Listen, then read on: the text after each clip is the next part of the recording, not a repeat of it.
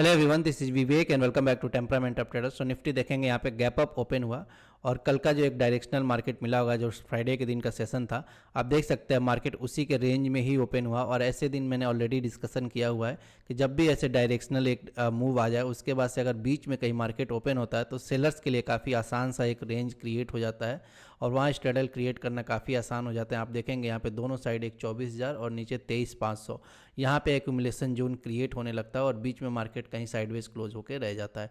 आप देखेंगे यहाँ पे ऑलमोस्ट शुरू में थोड़ा कन्फ्यूजन था क्योंकि यहाँ पे आप देखेंगे सेलर्स पोजीशन बना रहे होते हैं दोनों साइड से, इसीलिए आप देखेंगे मार्केट में ऐसे दिन दोनों साइड थोड़ा फ्लक्चुएशंस देखने को मिलता है और उसके बाद से एट द एंड देखेंगे मार्केट कहीं जहाँ पे ओपन हुआ था उसी के आसपास ही क्लोज देता है, या आइदर या फिर रेंज बाउंड रहता है या फिर स्विंग नेचर आपको देखने को मिलेगा।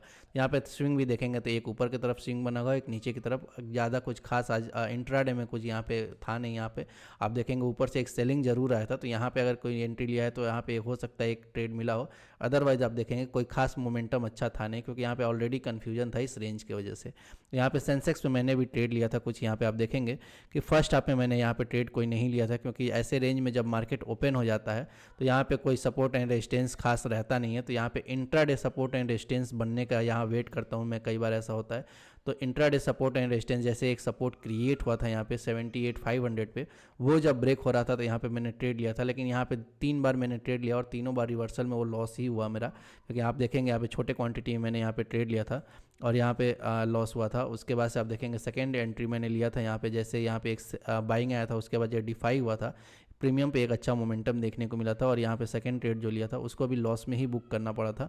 और यहाँ पे थर्ड जो ट्रेड लिया था यहाँ पे एक मुझे सेलिंग का एक्सपेक्टेशन था क्योंकि मार्केट देखें कंटिन्यूस यहाँ पे लोअर हाइज बना रहा था, तो यहाँ पे मुझे लगा कि यहाँ पे हो सकता है कि डे एंड में यहाँ पे एक सेलिंग आए और जो कल के स्विंग है यहाँ पे मार्केट कहीं आके क्लोजिंग दे। लेकिन यहाँ पे ऐसा हुआ नहीं, फिर से यहाँ रिवर्स हुआ और जो थर्ड ट्रेड था आज का वो भी यहाँ पे निगेटिव में ही मैंने क्लोज कर दिया था।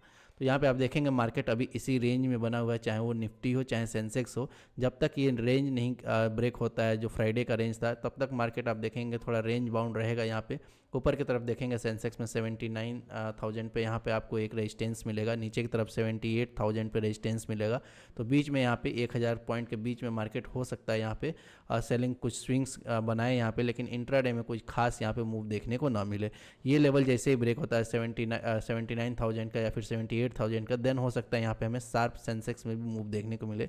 निफ्टी में भी क्लियरली आप देख सकते हैं यहाँ पे जब तक 24,000 के नीचे मार्केट बना हुआ है थोड़ा सा यहाँ कन्फ्यूजिंग रहेगा क्योंकि यहाँ पे एक्यूमुलेशन क्रिएट होंगे लगातार और जब तक ये दोनों रेंज बना हुआ है तब तक यहाँ पे इंट्राडे में हो सकता है थोड़ा कन्फ्यूजन रहे। अदरवाइज जैसे ये लेवल ब्रेक होंगे देन यहाँ पे हमें कुछ शार्प मूव देखने को मिल सकते हैं।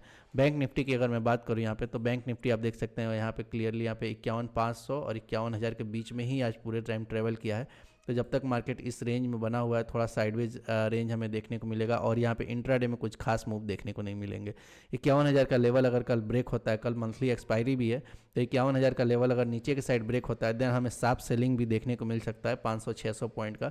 लेकिन ऊपर की तरफ देखेंगे आप कई जगह यहाँ पे रेजिस्टेंसेस रहेंगे, तो हो सकता है हमें क्लियर मूव ना देखने को मिले जब तक यहाँ पे 51,800 के ऊपर मार्केट ना निकले।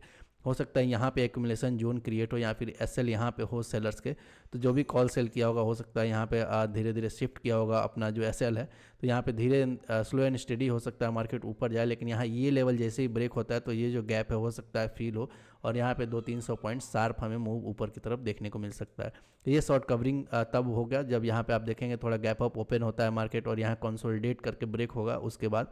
अदरवाइज देखेंगे जो अभी मार्केट का डायरेक्शन चल रहा है यहाँ पे एक सेलिंग आया उसके बाद इनसाइड कैंडल बना, तो बेस्ट केस सिनारियो ये है कि जैसे ये नीचे के लेवल ब्रेक होते हैं तो यहाँ पे हमें शार्प मोमेंटम देखने को मिल सकते हैं। तो यहाँ पे हम वेट करेंगे, अगर नीचे की साइड कोई लेवल ब्रेक होता है तो यहाँ कुछ मोमेंटम यहाँ कैच करने की कोशिश करेंगे। अदरवाइज अगर सेकंड हाफ में कोई शॉर्ट कवरिंग का उम्मीद होता है तो यहाँ पे हम ट्रेड ले सकते हैं। सो आई होप ये वीडियो आपको अच्छा लगा होगा। वीडियो अच्छा लगा तो please like the video, channel पर हैं तो please subscribe the channel. Thank you.